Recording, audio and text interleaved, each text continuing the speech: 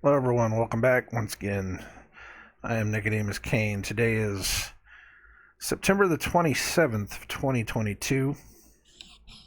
I recorded yesterday, but it didn't. It didn't work. It was bad. It was bad enough that 30 minutes in, I had to stop because I just was not. I didn't have it. I just didn't have it. There's times where you're trying to record and it's just not there. So I threw that one out and I took the day off yesterday.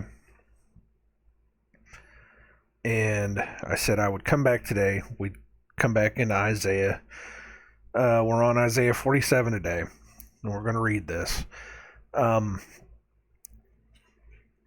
thing I was talking about yesterday, though, just to kind of cover all my bases here. I tried talking about the whole 1913, the formation of the Federal Reserve and all of the events that eventually led up to it, and then the wars that started right after it. Um, Everything from what do we got here? At the beginning of 1913, you had the Second Amendment, which basically created the IRS, which basically was said that every source of income could be taxed in America. And then you had the Rockefeller Foundation being founded in May, the ADL, the Anti-Defamation League, being founded to where you could not speak up against certain people of the world. You had I don't have it written down here, but I was looking it up yesterday, or not yesterday. I was looking it up last week. Um, Basically, the founding of Hollywood, where it was the guys that created MGM had basically gotten together and were creating movie studios, which we would eventually become to understand as Hollywood, the blueprint for the propaganda machine. That was happening in December. The day after that, the Federal Reserve was created in December 23rd. This is in 1913. Now, all of this had come about because there were several people that had died on the Titanic year before. People that were opposed to a Federal Reserve system. Even though I've seen news articles that have said that Isidore Strauss, was in favor of a new banking system. It didn't specify what the Federal Reserve eventually became. He wanted some kind of a national federal system, but it didn't say exactly what the Federal Reserve was. So he may still have been opposed to what it eventually became. Because you have to remember that centralized banks, especially when they start, they only benefit the banks at first. They don't benefit the billionaires. They benefit the banks. Because eventually what it does is it sucks all of that money away from the billionaires into the banks. Because the only billionaires that we have now are the sons, grandsons, and great grandsons of those men that started the central banks back in the day. The corporations are run by the families of those men that started the banks. So they're the only people that have the money now. The guys that started their own businesses and were able to get their billions on their own, even though I don't even know if I even believe that anymore, back then were opposed to that. They were opposed to having all of their money in one central location. They wanted their billions outside of the banks, but the banks wanted to create something for themselves, something that they know would benefit them more than anything else. But there were several people. Actually, when I looked it up yesterday, there were a lot of guys that were, owners of companies and corporations, landowners, stake owners, all of these guys that were on the Titanic when it went down. And of course, a lot of people, it's amazing. You look at the Titanic and there's just as much information fact checking. There's just enough fact checking on the Titanic. Probably just as much as like 9/11 or JFK or anything like that. It is incredible how they have spun that narrative so much.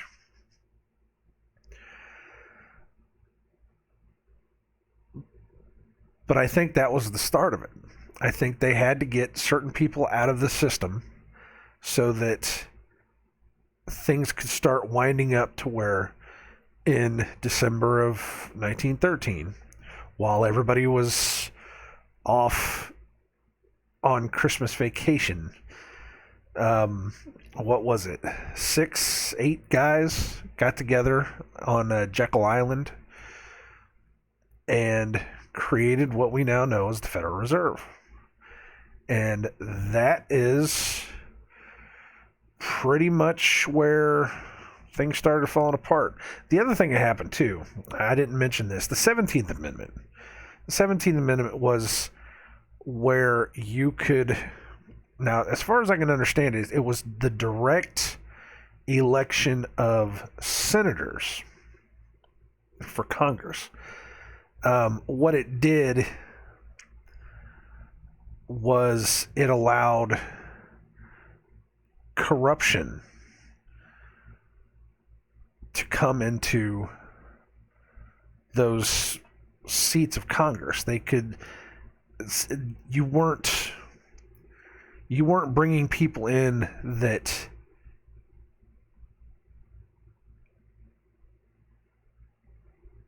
as far as I can tell. Again, I'm not perfect on this. I was pretty bad yesterday trying to explain all this stuff in the video. I'm pretty bad today too. From what I understood of it, it was,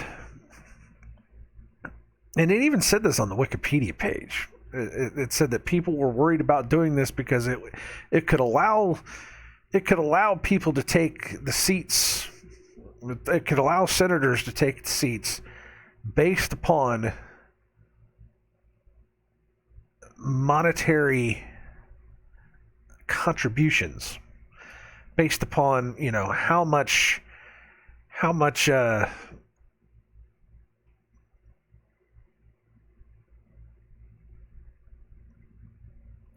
they could do for other people. I'm trying to think of the word. Glad handing is not a word. It's not the phrase I'm looking for. Maybe it is. I don't know.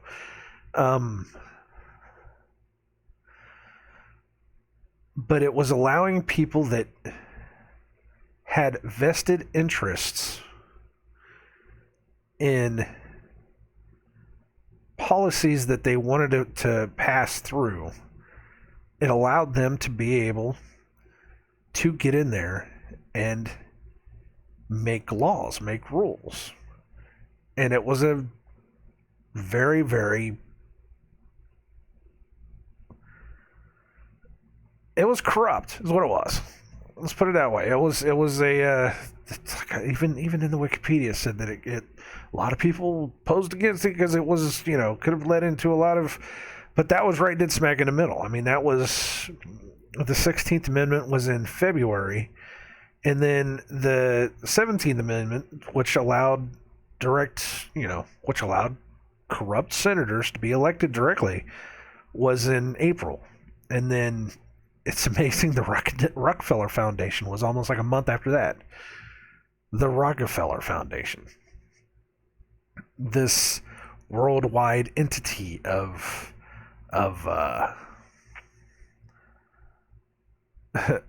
trying to do good for the world even though we know that the Rockefeller Foundation, hold on,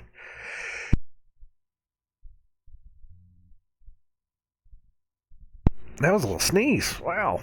That was actually a big sneeze. I was out. I was out yesterday mowing the yard. Got some in my nose.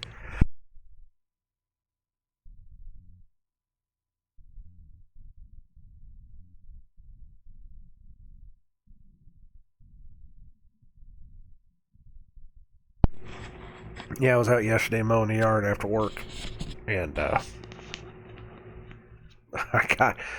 was blowing my nose this morning, blowing dirt out of my nose. I was like, holy smokes. Uh, but that Rockefeller Foundation, of course, has its claws in just about everything you know. The worst thing the Rockefeller Foundation has its hands in is the education systems, public broadcasting systems, school and university systems. These people have a hand in manipulating your education, what you get to learn, what you get to understand. What helped that out, I'm sure, are the senators that they were able to directly elect based upon special interests. And that happened a month before. So there's this whole like, it's a domino effect. You just see it coming, boom, boom, boom, boom, boom, all the way down. And that's what I wanted to talk about, you know? I mean, it was, and then, you know, Rockefeller Foundation in September, like I said, it's the Anti-Defamation League, where there were certain people that you just could not speak up against, or else you would be called X, you know? You could be called racist, sexist, anti-Semitic. You know, you couldn't speak up against these things if you saw them. That was eventually where you started seeing the taking away of freedoms of America was 1913. And it was, I had the guy's name yesterday and I don't have it now. It was a video that I remember seeing on BitChute. It was something like 1913. Let me look it up for you. I'll look it up so you can go listen to it. He did it so better than I can. 1913, the year the Republic was overthrown. His name is Frank Joseph. But he did it, he explained it better than I can. And then it's once you got that into place, you know, once you got that, the IRS, the taxes into place, I even put the women's suffrage movement. The women's suffrage movement started in America in March of that year. Once women's suffrage started and women were allowed to vote, and I actually just heard this the other day, and a lot of people may not agree with this, but it was a woman that was going on about how women should not be able to vote. Now, I don't believe in voting because, you know, voting can be manipulated anyways. But she was talking about, and this sounds crazy, I know, but I agree at this point. I understand at this point. She was talking about how women will never vote to help anything. Women will only vote for their own interest. They will only vote to harm the world instead of help the world. By that, she was meaning that men vote a very specific way in order to avoid war. That's one of the things that you're allowed to vote whenever you're 18 because the draft kicks in whenever you're 18. So you're allowed to vote for the people that you don't want to send you off to war. That's part of the thing.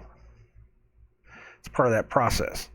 And because women still are not part of that draft, even though women can go fight in the army and they can do whatever they want to, sure. But women are separated from that. So they will vote based upon their own interests, especially if their interests include getting money from the government, which a vast majority of women in this country do. That's just the truth. That's not that's not trying to talk down on anybody. That's just a fact. Just women in this country, there are a lot of them that are going out there, they're having kids, they're getting the welfare, they're getting the food stamps, they're getting all this other kind of stuff. They want daddy government to help them. So they're going to vote in their best interest. They're not going to vote against a war. They're not going to vote against all of these other things that are going to send men off to war, because men are going to vote against that because they don't want to go to war. They don't want to get drafted. They don't want to have to worry about this stuff. But women will vote for the worst policies possible, not the best. They will vote for everything that America is against, simply because. I mean, there's other reasons too. I could, if you want to get biblical into it, that women should not be allowed to have that because they follow their hearts, or they follow their desires more than anything else. We could talk about Eve and the apple, and not having that understanding of not following that, not immediately listening to it, and she was beguiled. It was the woman that got beguiled first. But I thought it was interesting. You don't have to believe it if you don't want to. It was the way that this woman laid it out. I was like, oh, that makes sense. It really does. But I thought it was interesting that you have it. You got the income tax, then you got women's suffrage, then you got the 17th Amendment. The corrupt senators, and then the Rockefeller Foundation, ADL, then the Hollywood. What we understand as what eventually would become Hollywood was started between two film producers that came together and kind of created the first. I don't really remember what it was. It was a film company that eventually became MGM. Is the way I understood it. But you have them coming together December 22nd, and then the day after, December 23rd, you have the Federal Reserve being created on Jekyll Island. And then, 1 year later, World War I starts. And we all know that wars create money. This is how the governments have made their money. This is how all the billionaires have pretty much made their money for the past 100 years, is war. So it's the sequence of events. It's just bam, bam, bam, bam, bam, bam. And then there you go. All within 1 year. And we have been getting screwed out of our lives because of that just one turnaround. It's where we have basically become slaves to the system. I mean, we all became slaves in America. We all became slaves to the system back whenever Lincoln supposedly emancipated the slaves. He made everybody equal. He didn't free the slaves. He didn't say, all black people can never be slaves again. No, he said that all men are now equal upon, they all have the same rights. And that was, there was something else that happened around that time, around the late 1800s, where America was incorporated. And so because everybody that was inside of America was created equal, that we were all considered slaves at that point, even though individual men didn't own other individual men, we all became part of the system. And then, you can get into Social Security, and you can get into all this other kind of stuff. You can get into the understanding of numbering everybody, and everybody is a corporation upon itself, or whatever it is. I don't remember exactly how it works, but it all started right around that time. From from 1860 all the way up until, 1940, whatever. It was just one thing after another. But it seemed like 1913, you could see this kind of turn. I just thought that was interesting. I explained it better now than I did then. Yesterday I was all over the place. Today it's like, I guess it's because it's streamlined and I'm not really wanting to talk about it. But anyways, let's read Isaiah 47 before I go any further. Let me blow my nose first, too, so that maybe we don't have another sneeze come up. So give me 1 second, guys.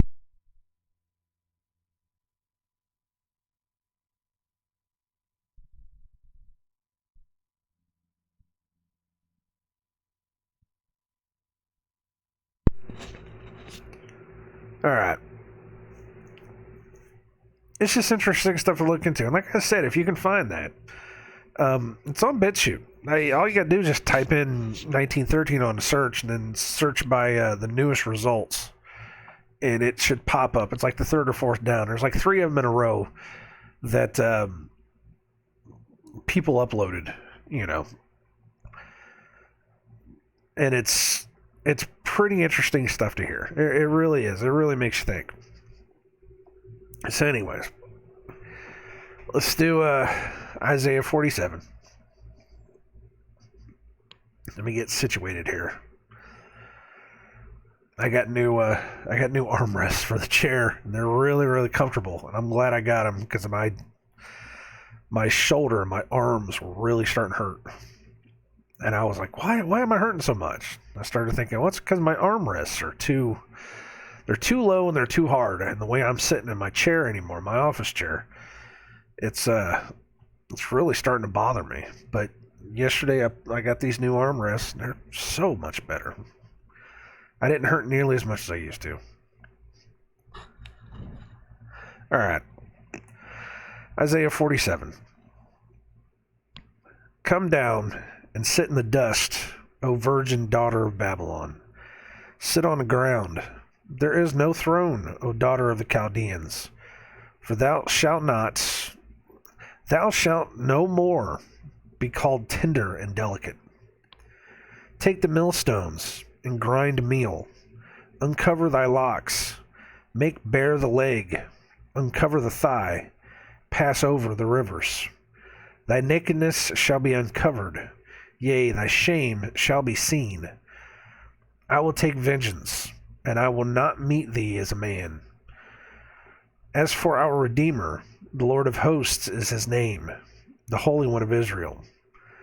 Sit thou silent, and get thee into darkness, O daughter of the Chaldeans, for thou shalt no more be called the Lady of Kingdoms.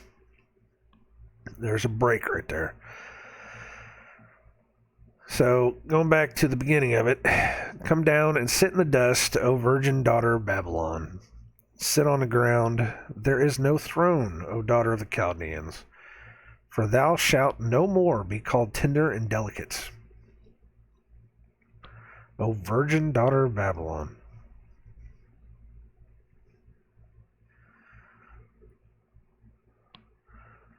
Take the millstones. Let me see.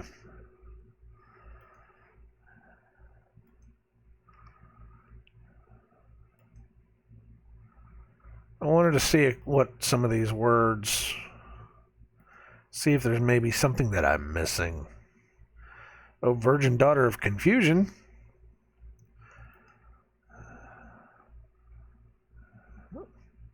Chaldeans means clod breakers.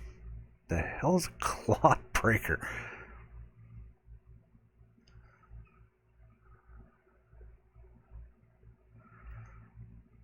I always look up the meanings of the places just to see what they are. Oh, daughter of the clod breakers. I don't know. For thou shalt no more be called tender and delicate. Take the millstones and grind mill. Uncover thy locks. Uncover thy locks. Uncover thy hair. This is the locks of the hair. This is one of those... well, this is a locks of hair. From an unused root, meaning to fasten on, a veil. Uncover thy veil? How does that even make sense? Uncover thy veil.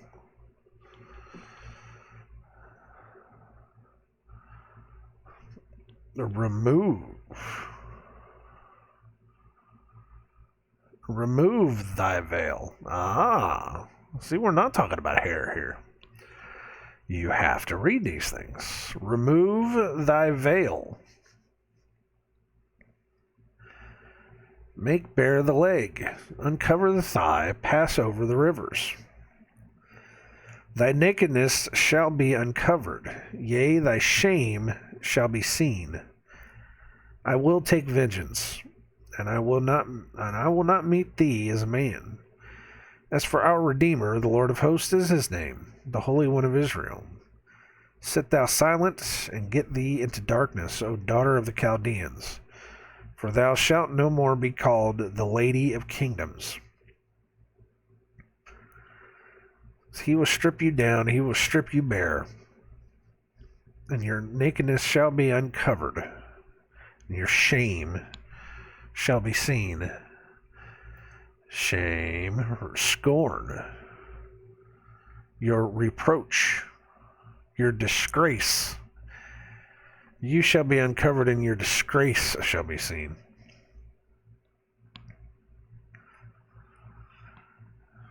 Now, as always with things that I don't completely understand, I will skip forward, and I will contemplate this on my own. I'm sure there's other people that could probably, again, there's other people that can come around and say, well, this means this, the virgin daughter of the, whenever, a woman is like this means this and that. I'm sure. But as for my own self right now, I'm going to go past. Verse 6, I was wroth with my people. I have polluted mine inheritance and given them into thine hand. Thou didst show them no mercy. Upon the ancient hast thou very heavily laid thy yoke. Now there is a break there too. It is just one verse that is between two pilcrows. It's just verse 6 to verse 7. That's all it is. Just that one line. I was wroth with my people. I have polluted mine inheritance and given them into thine hand. Thou didst show them no mercy. Upon the ancient hast thou very heavily laid thy yoke. That's Babylon. Again, this is about God saying, I'm going to tear down all the places. I'm going to take everything away from all the places where I gave them into because my people wouldn't listen to me, so I let all the places take over. But eventually I will take it all back. That's what we've been talking about pretty much for the entirety of Isaiah. Verse 7, and thou saidst,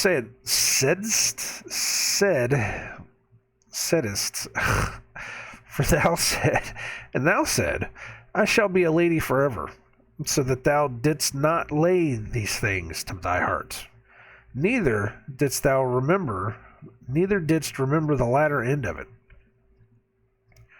Therefore hear now this, that thou art given to pleasures, that dwellest carelessly, that sayest in thine heart, I am, and none else beside me.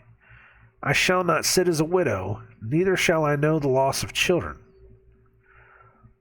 But these two things shall come to thee in a moment, in one day, the loss of children and widowhood. They shall come upon thee in their perfection for the multitude of thy sorceries, and for the great abundance of thine enchantments. Oh, there's a lot going on here. Just within those 3 verses, it's like the book of Revelations. It's just straight up. Back to verse 7.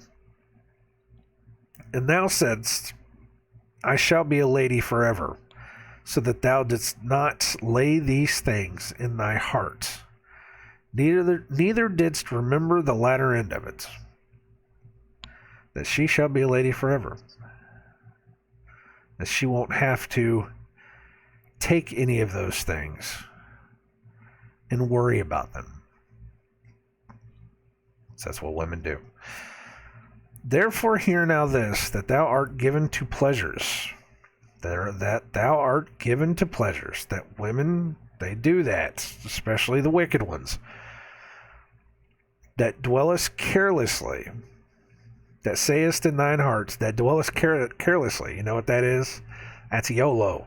That's you only live once. Get to do whatever you want. Dwell carelessly. Don't give a damn what you do. That sayest in thine heart, I am, and none else beside me. That sounds familiar too.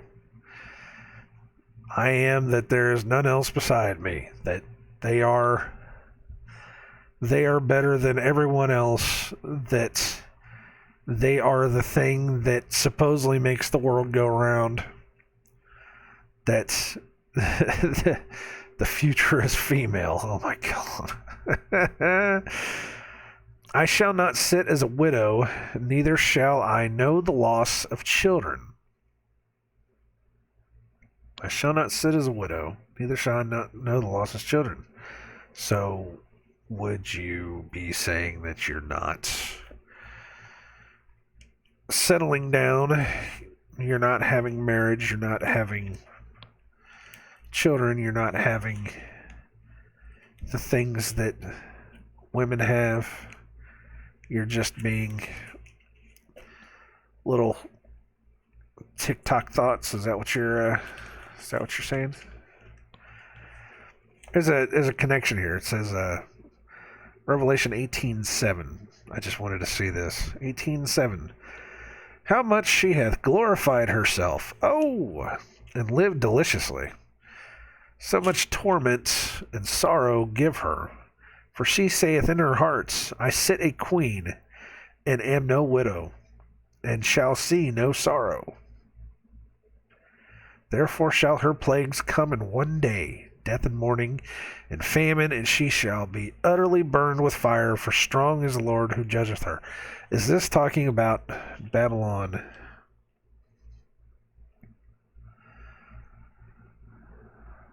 Yep. This is talking about Babylon the Great. If you go back up to 18, let's go back to 18:1. This is Revelation 18:1. And after these things I saw another angel come down from heaven, having great power, and the earth was lightened with his glory. And he cried mightily with a strong voice, saying, Babylon the Great is fallen, is fallen. This is Mystery Babylon. This is the one, it is becoming the inhabitation of devils, and the hold of every foul spirit, and the cage of every unclean and hateful bird. Unclean and hateful bird? What? And a cage of every unclean and hateful bird? Well, I could swear that somebody said that Christ made he made everything clean. There is no unclean animals anymore. Christ made everything clean for us to be able to eat. But Revelation says every unclean and hateful bird. What is that? Just throwing that out there. For all nations have drunk of the wine of the wrath of her fornication. That sounds exactly like what we just read. And the kings of the earth have committed fornication with her, and the merchants of the earth are waxed rich through the abundance of her delicacies. And I heard another voice from heaven saying, "Come out of her, my people, that ye be not partakers of her sins, and that ye receive not of her plagues. Come out of Babylon."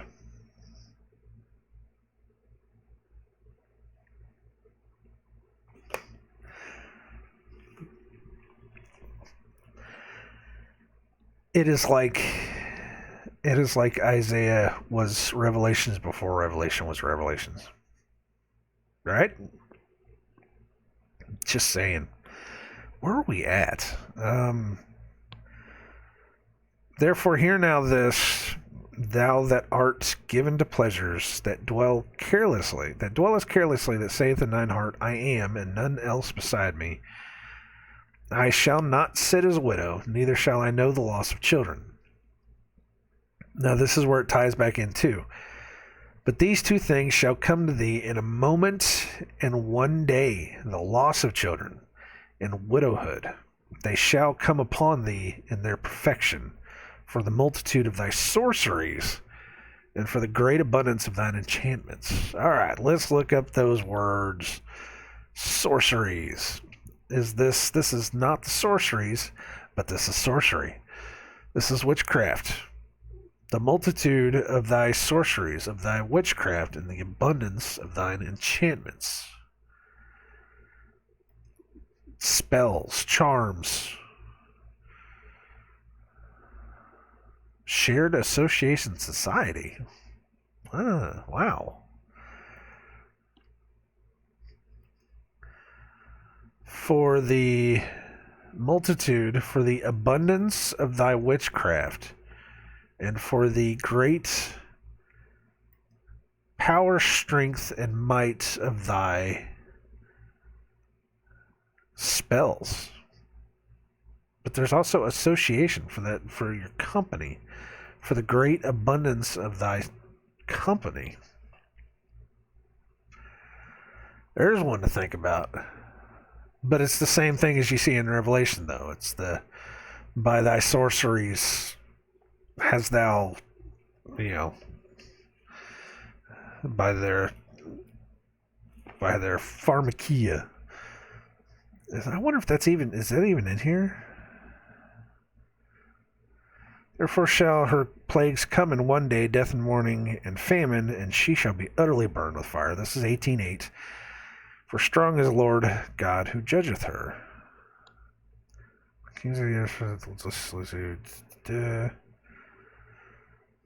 I'm looking to see.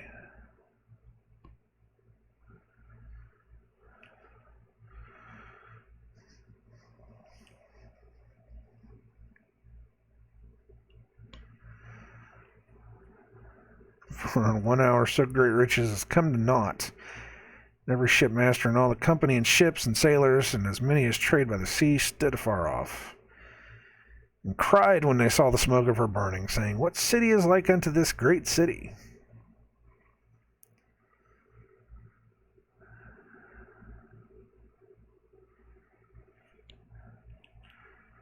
Yeah, I'm not seeing it here.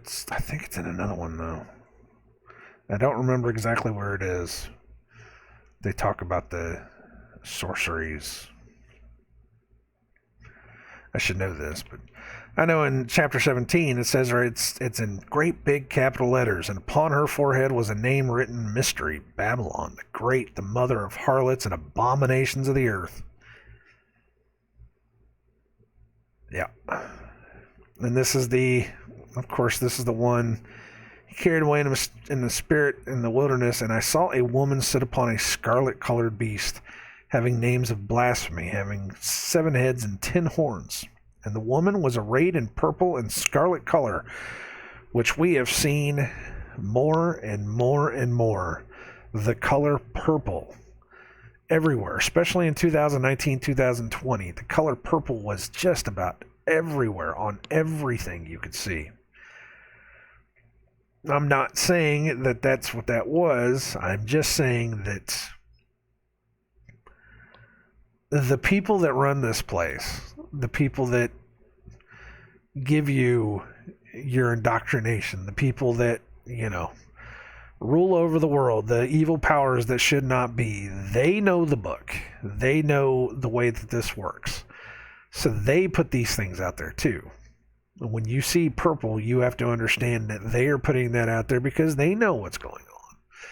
They understand it just as much as everybody else does. The thing is, though, they still think that they're going to win this. It's either they think they're going to win this or they're just doing their best to make sure that they get their kicks in before the whole shithouse goes down. It's a little quote from Jim Morrison, if you want it. But yeah, two things shall come in a moment of one day, which is exactly what it says. And in one day, Babylon will fall. They shall come upon thee in their perfection for the multitude of thy sorceries and for the great abundance of thine enchantments. Verse 10, and it goes from verse 10 to 11. There's two pilcrows right there back to back. Verse 10, for thou hast trusted in thy wickedness. Thou hast said, none seeth me. Thy wisdom and thy knowledge, it hath perverted thee. And thou hast said in thine heart, I am, and none else beside me. Thy wisdom and thy knowledge. For thou hast trusted in thy wickedness. What is wickedness? Thou hast trusted in thine evil.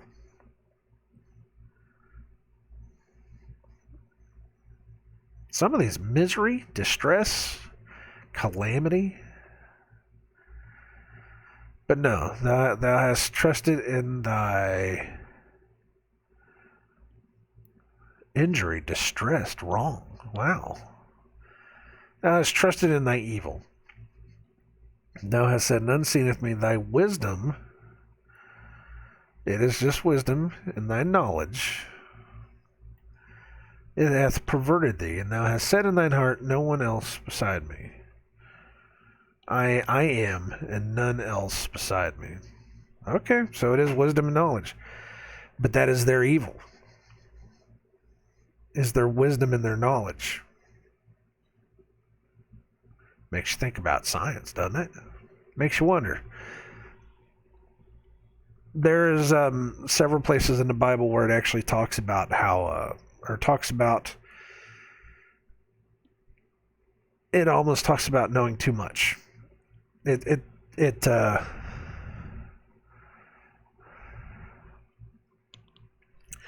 Having understanding of God's word seems to be more important than having understanding of the world.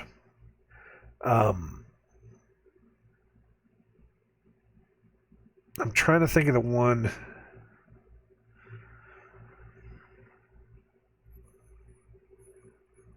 There's a place in the New Testament where it talks about not looking into genealogies too far, not worrying about, going back in the genealogies too far. At the same time, there's another place where it talks about not caring about the history of the world, about worrying more, concerning yourself more with what happens in the future, what happens in the next life, than worrying about this world, because this world will fade away. This world will go away. I've come to terms with that. I've come to terms with that understanding. Yes, I tend to focus a lot on finding the history of this world, but I do it to at least try to open the eyes of other people. I know I don't follow God's word as well as I should. I understand that. I don't need anybody to tell me that. Father tells me that all the time, almost every day. I look at history through the lens of trying to find that one thing that will open people's eyes, that will show them at least some sense of logic and truth that they can stop and say, everything we know has been a lie, that maybe I should be opening my eyes to this. Because it doesn't take much. Once you hear the truth, once you hear the total truth, whether your cognitive dissonance kicks in or not, there's something in the back of your mind that makes you want to have more of it. And if that leads somebody back to God, then you've done enough. And from my understanding, for my own sake, I think that is important enough to at least look back into whatever history we've had to at least try to decipher what's going on. If I'm wrong about that, then that is something between me and God whenever it comes to that time. But it is through their evil. They have trusted in their wickedness, their evil. Their wisdom and their knowledge has perverted thee. It hath perverted thee. And thou hast said in thine heart, I am, and none else beside me. It is their wisdom and their knowledge that has perverted them. Which, again, you can also point to being science. It is their wisdom and their knowledge, their supposed wisdom and knowledge of the way this world works. According to the wisdom and knowledge of the people of this world, the men of this world, they say that you are a tiny piece of dust on this tiny rock floating around this medium-sized star out in a galaxy of millions of stars that are way bigger than we are, floating around in a universe that has millions of galaxies that all started from nothing. That's what their wisdom and their knowledge has done. It has perverted them to the point to where they say there is no God. There is no God out there. It's just me. It's just me. I am and none else beside me. Their wisdom and their knowledge has perverted them into wickedness, into evil. If there is no God, then everything you do doesn't have a consequence. There are no morals. There are no standards. With no God, there's no standards. You can go do whatever the hell you want. Do as thou wilt shall be the whole of the law. That's exactly what they say. That is exactly verse 10. Isaiah 47 verse 10. I'm putting that out there right now. That describes science to a T. Everything you've ever learned in school that is counter what God wants to teach you is right there in that verse alone. Thy wisdom and thy knowledge, it has perverted you. And thou hast said in your heart, you have said in your hearts that you are alone in this, that you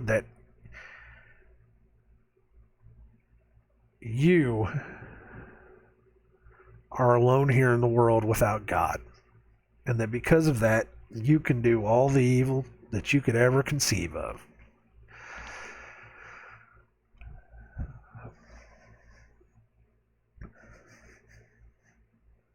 That's the stuff you need to walk away with. Verse 11. Thank you, Father, for giving me that. It took me a while to get around to it, but you got me around to it. You got me where I needed to get. Verse 11. Therefore shall evil come upon thee. Thou shalt not know from whence it riseth, and mischief shall fall upon thee. Thou shalt not be able to put it off, and desolation shall come upon thee suddenly, which thou shalt not know. Stand now with thine enchantments, and with the multitude of thy sorceries, wherein thou hast labored from thy youth.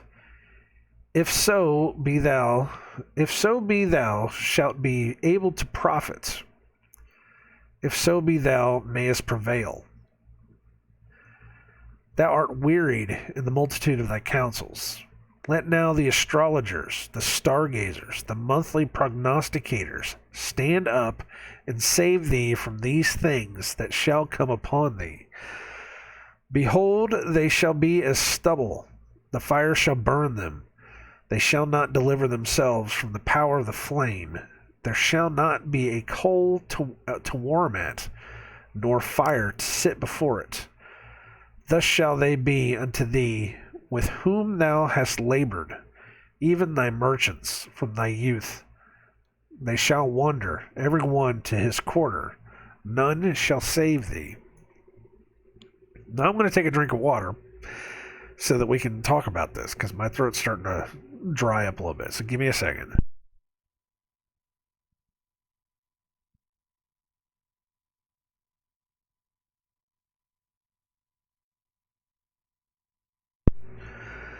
So there was a lot to unpack there within those 5 verses. We'll go back to verse 11. Therefore shall evil come upon thee.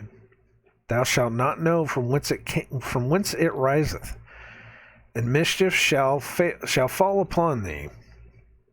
Thou shalt not be able to put it off, and desolation shall come upon thee suddenly, which thou shalt not know. It shall come, and you shall not know where it comes from. It shall descend on you, and it shall come quickly too. That shall all come in one day. Desolation shall come upon thee suddenly, which thou shalt not know. It will all fall down upon your heads, and you won't even know where it's coming from. Stand now with thine enchantments, and with the multitude of thy sorceries, wherein thou hast labored from thy youth. If so be thou shalt be able to profit, if so be thou mayest prevail. Stand with your enchantments, stand with the multitude of thy sorceries, all the things that you used to have, that you used to be able to fall back upon and say, oh, I am, this is what I have, this is, what is it? They shall come upon thee in their perfection of the multitude of thy sorceries, and for the great abundance of thine enchantments, for all those enchantments and sorceries and all those things that you used to have, that used to power you up. Stand now with them. If they are worth it, let you prevail. Let you be able to get past what's coming. Thou art wearied in the multitude of thy counsels. Now this is good stuff. Let now the astrologers, the stargazers, the monthly prognosticators. That's your horoscope. The monthly that's your horoscope. It was when I started learning this stuff, I was like, oh God, he calls it out like word for word. He calls it out. He's always talking about, don't follow the astrologers, the people that look at these things. That, you go, the diviners, the enchanters, the soothsayers. I don't know what else he called them. But it calls them out by name. Bam, bam, bam. And people just constantly just keep following it. It's like, but God said don't follow these people. He says these people are, thou art wearied in the multitude of thy counsels. You are constantly looking for some kind of new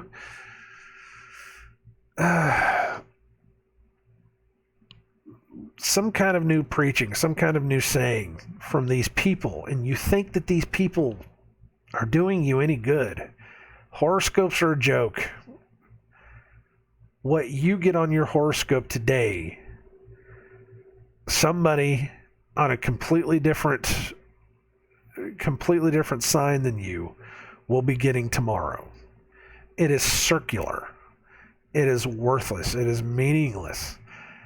It took me a long while to to understand, because you hear the people say all the time, well, if you're a Pisces, then you're going to be this, this, and this. If you're a Leo, you're going to be this, this, and this. And if you go somewhere else and read, it's different. The signs have changed, just different. I have been called 20 different things by 20 different people. And it's like, okay, I get some similarities, but people aren't the way they are based upon the star they're born under. You're not the way you are because of your hair. You're not the way you are, the color of your hair. You're not the way you are because of the color of your skin. You are the way you are because you are that way. You can change that. You don't get to say that every woman that has redhead is, or every person that has red hair, period, is fiery and angsty and can't be cooperated with and is a hardhead simply because of their hair. No. They act like that because that's the way they act. They can change that anytime. I think the worst part about it is that a lot of people like to say, well, because you have this or because you have that, you're never going to get to be anything else. People are going to call you this. People are going to call you that. People are going to say that you're like this because you have this. No, you are the one that gets to choose. If you get to choose to be absorbed within your own stereotype, that's on you. It's not because of anything that's going on with your life. It's because of you. You're the one that gets to choose this.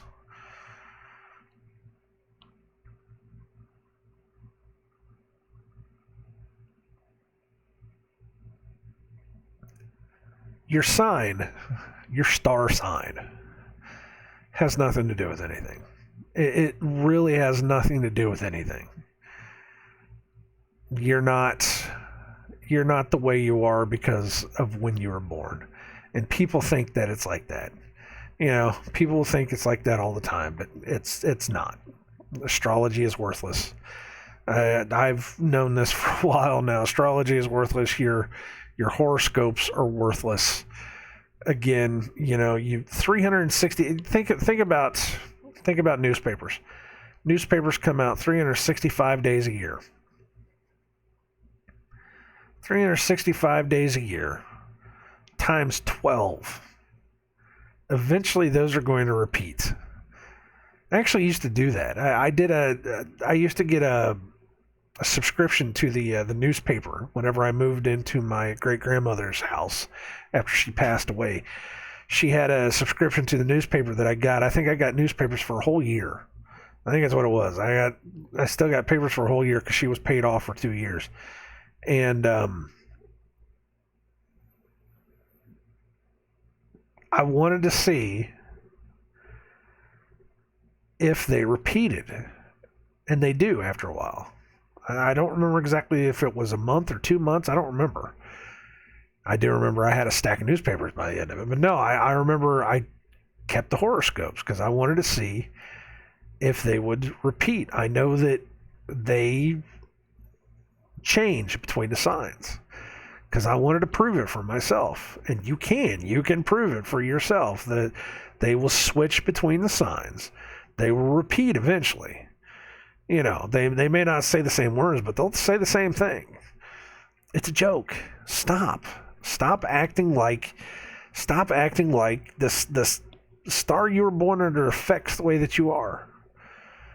That's not you. Just because a sign says, oh, you're going to be, fiery and judgmental and upright, that doesn't mean you get to be like that. Maybe you're like that is because somebody told you that you're supposed to be like that. Maybe the problem with you is that somebody told you you're supposed to be like that and you believed it. Maybe you need to take your own destiny into your own hands. Start moving forward with your life. But I do think it's hilarious. Again, going back to my main point is that it calls it out so much, and it's so funny when you see him in here. And I don't know, I just love the Bible whenever it calls him out, like word for word. I just love it though. Thou art wearied in the multitude of thy counsels. You follow too many people that are trying to tell you the way your life is supposed to be. Let now the astrologers, the stargazers, the monthly prognosticators stand up and save thee from these things that shall come upon thee. Have all those people that are constantly trying to tell you how life is, have them come now and help you out of this. Behold, they shall be as stubble.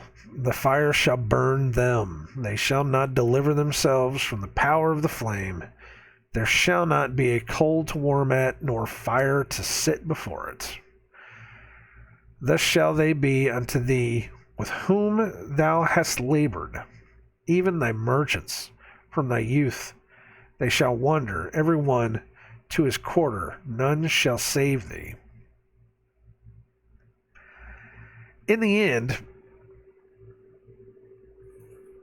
there will be nobody left to help you out.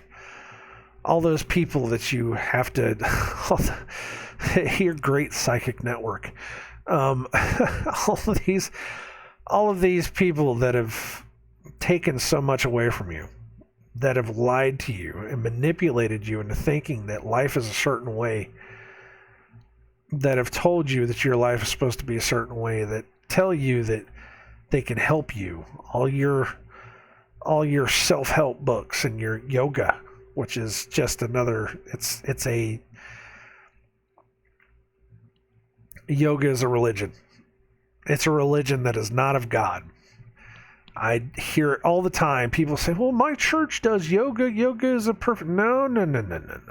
No. It is like the dancing you see to different gods. We've seen a lot of it over the past 2 years. The dancing. This dance of evil. It is similar to that, though. The poses that you make are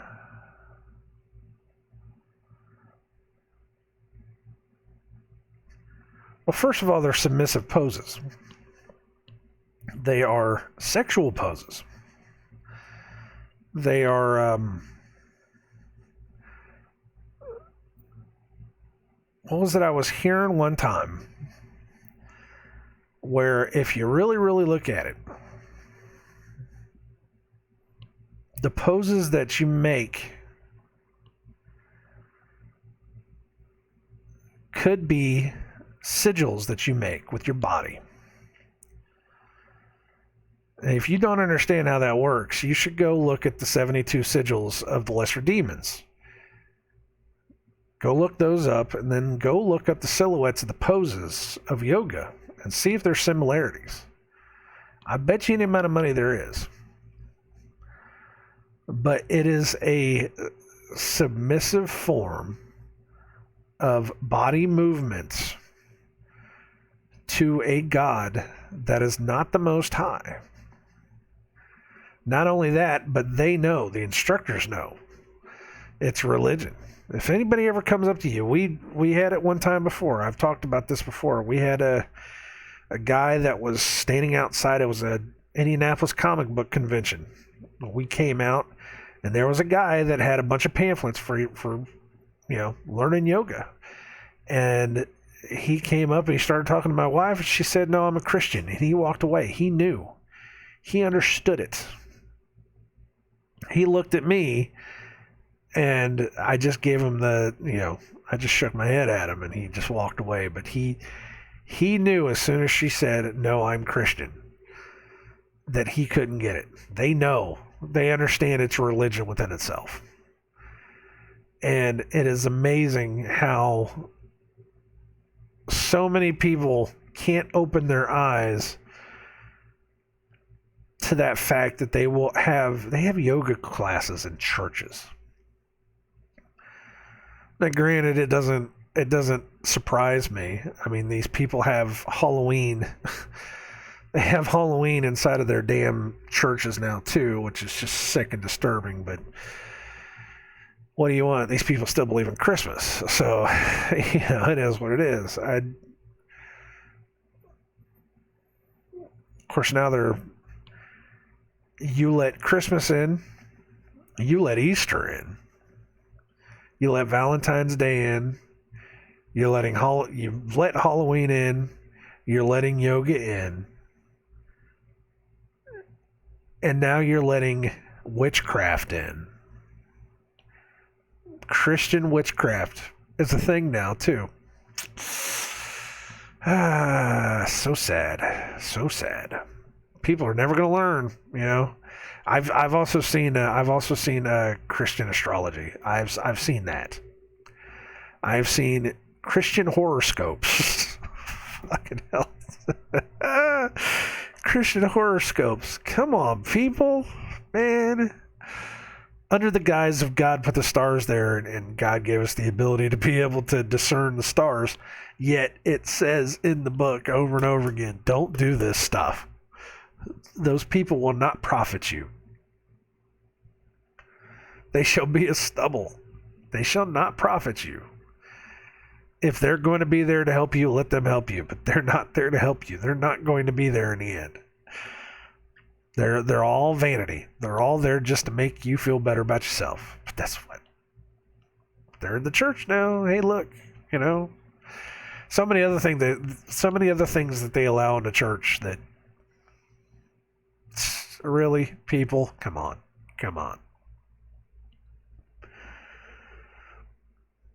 But it's there over and over again, and this is exactly why we started reading Isaiah. It is Isaiah, I swear, is just it's the book of Revelations, 0.1 is what it is. It's like the step to Revelations. It's what it is, because we're still there. We're still talking about the end times. I talked about this before. There was a point at the beginning of Isaiah when we started this out where it talked about the man that God will send to judge the world, and after he has judged the world, then he will wipe the world clean. He will cause the rivers to go away and the floods and yada yada yada. He will send the Assyrian to go through and kill everybody. He will do all of this stuff, and that context has not left Isaiah. It's still there. He's still talking about all of these things. We're talking about the daughter of Babylon. We're talking about the whore that rides the beast. That's what we're talking about right here. And we're still in that moment. It's been incredible. It's been absolutely incredible. It's like you want to read this and then you want to immediately go to Revelations and be like, aha, see, told you. I don't know if I want to go immediately to Revelations. We said we were going to Jeremiah after this, which is, this is the same thing. These guys were prophets before, Isaiah, Jeremiah, and Ezekiel were prophets before, the apostles came around. They were trying to tell you, they couldn't see it as clearly as John did. John saw it pretty clear. John was able to really put it into context. And now we're seeing it. We're seeing it right now. This is pointing directly at us. So we have to understand, we have to really, really understand what's happening here, what's coming, what's going to go down. That's why I'm reading it. That's why God wants me to read this, so we can understand it. We went through all the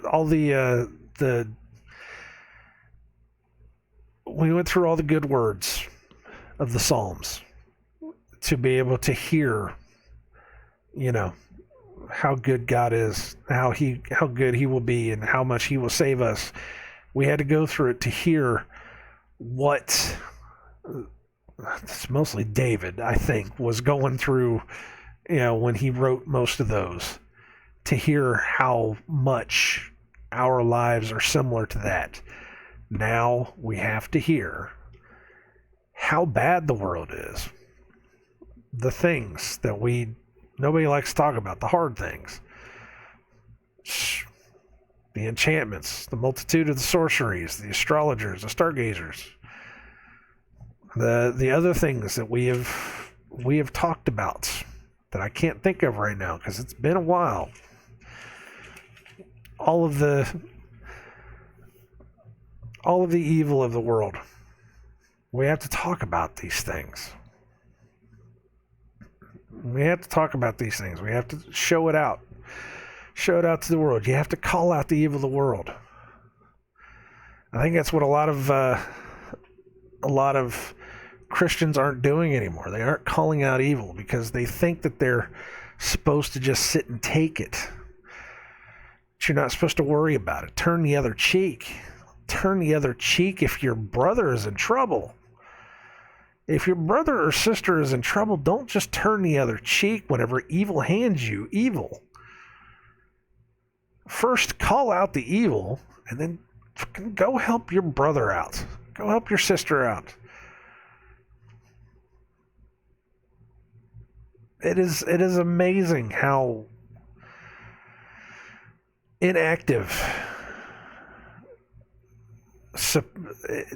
It is amazing how inactive that supposed God-fearing Christians have become. You are completely inactive. You are more than willing to sacrifice your family, your freedom, your country. You're willing to sacrifice your own God and your own beliefs and understandings simply because you want to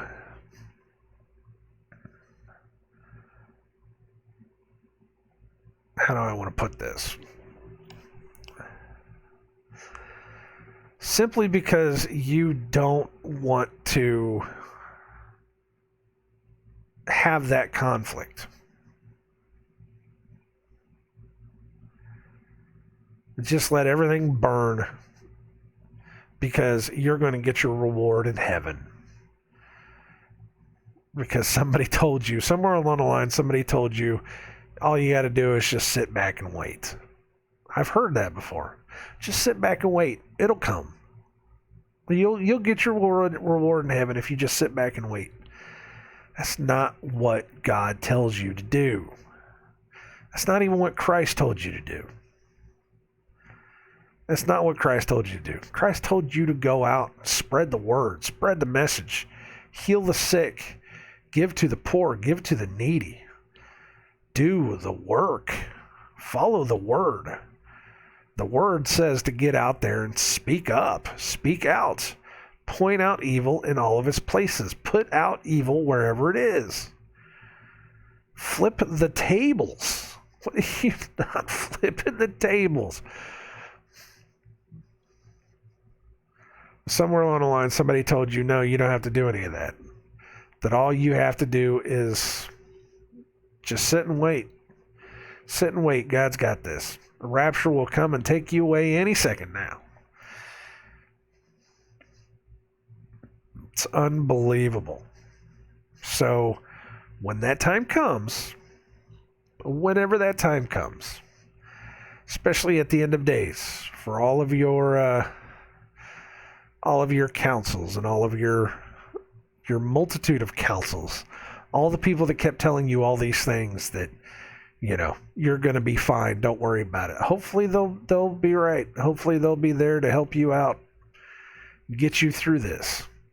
In the meantime, the rest of us that are sitting here screaming at you to just listen, that are seeing the evil come, and we're trying to point it out, we're trying to get you to understand it, we're trying to save as many people as possible. Hell, I'm only still trying to save one.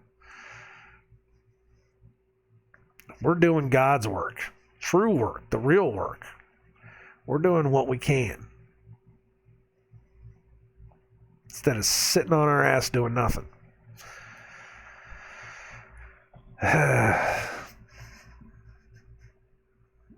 It's funny, it's not even just that. I could even go into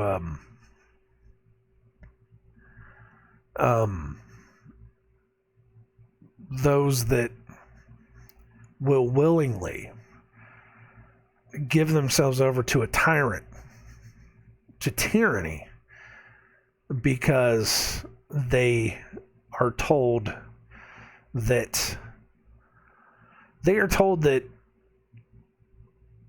the people that they chose, that man chose, supposedly in a democracy, the people that men chose in order to lead them, that they are ordained and sent from God, and that you should listen to them. It's not what God wanted. He never said you get to choose who gets to serve you, or he not serve you. You get to choose who you get to serve. Let's put it that way. He never said that. He said the exact opposite. He said, if you choose somebody for yourself, you will have it come and blow up in your face. And that's exactly what happened. We talked about that. I need to go back and find that stuff again so I can find the exact wording. But I know God said it. I know God said, if you get to choose your own king, then you will wind up seeing everything fall apart. I don't remember where it was, but it's like I said, I need to go find that. I'll go find that, see if we can see exactly where it was. 'Cause I know it's in there somewhere.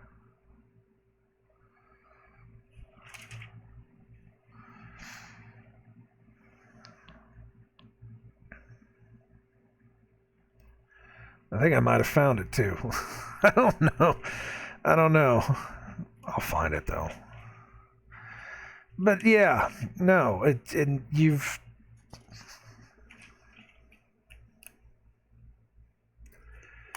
been told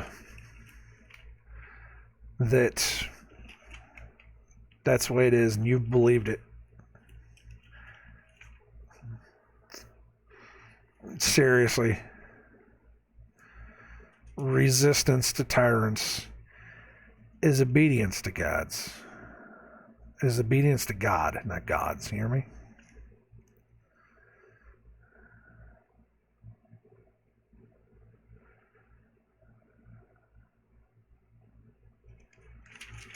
I don't know. It's in there somewhere. I'm looking at Samuel because they're just starting to talk about Saul.